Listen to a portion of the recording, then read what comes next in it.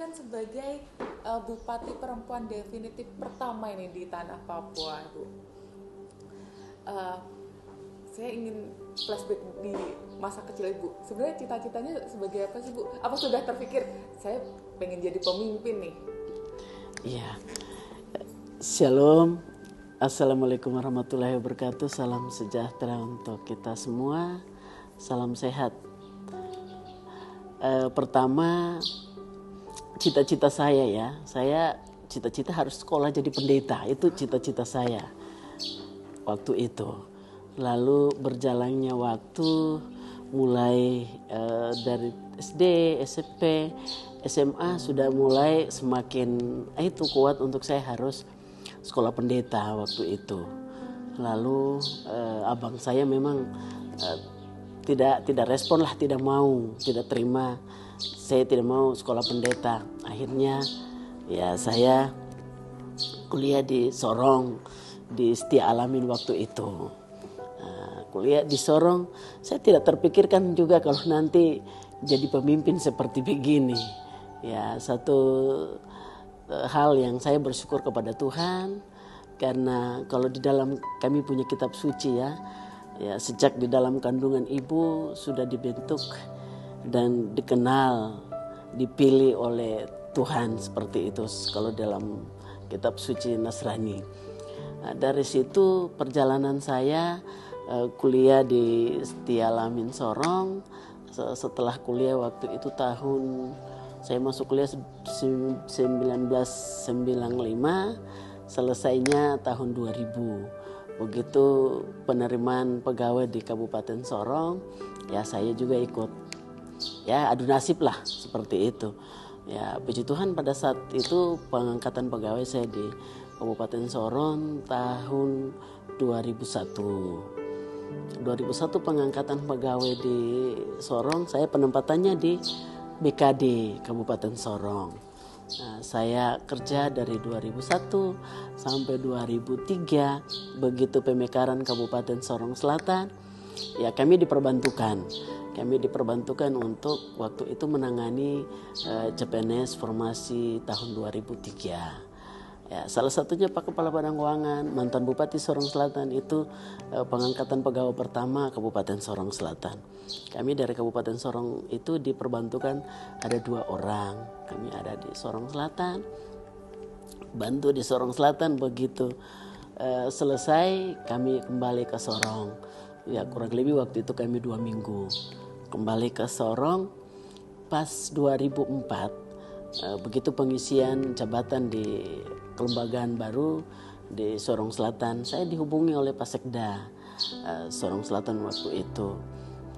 Pak Sekda katakan, Nona mau kah pindah ke Sorong Selatan? Waktu itu masih single lah, belum berkeluarga. Saya bilang, Bapak saya pikir-pikir dulu.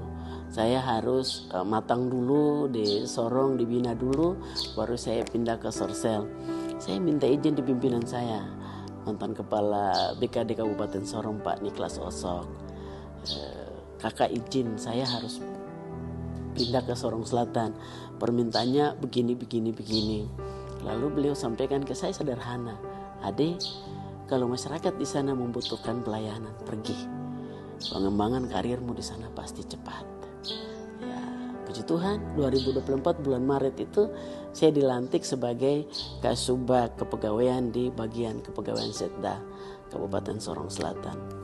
Saya kerja dari 2004 itu sampai dengan 2005 kita rolling internal di dalam.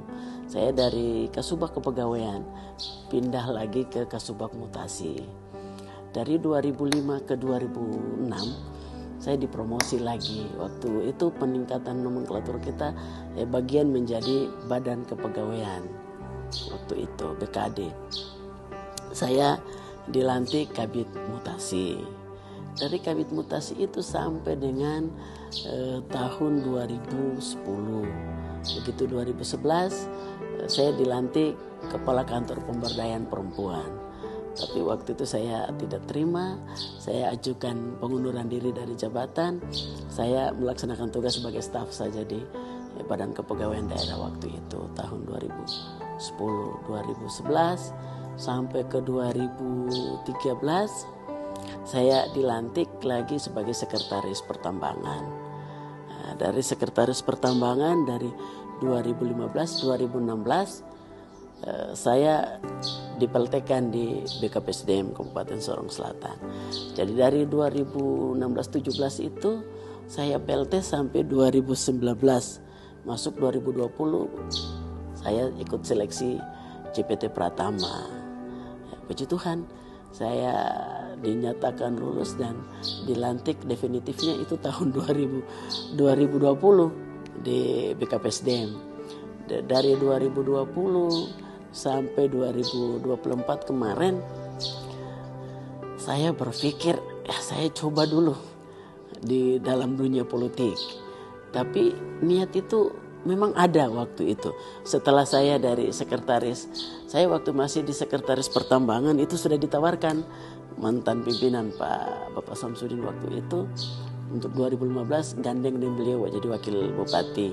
Saya diskusi dengan Pak Kepala Badan Keuangan, dengan wakil sekarang. Baru perjalanan karir saya masih panjang. Saya masih muda.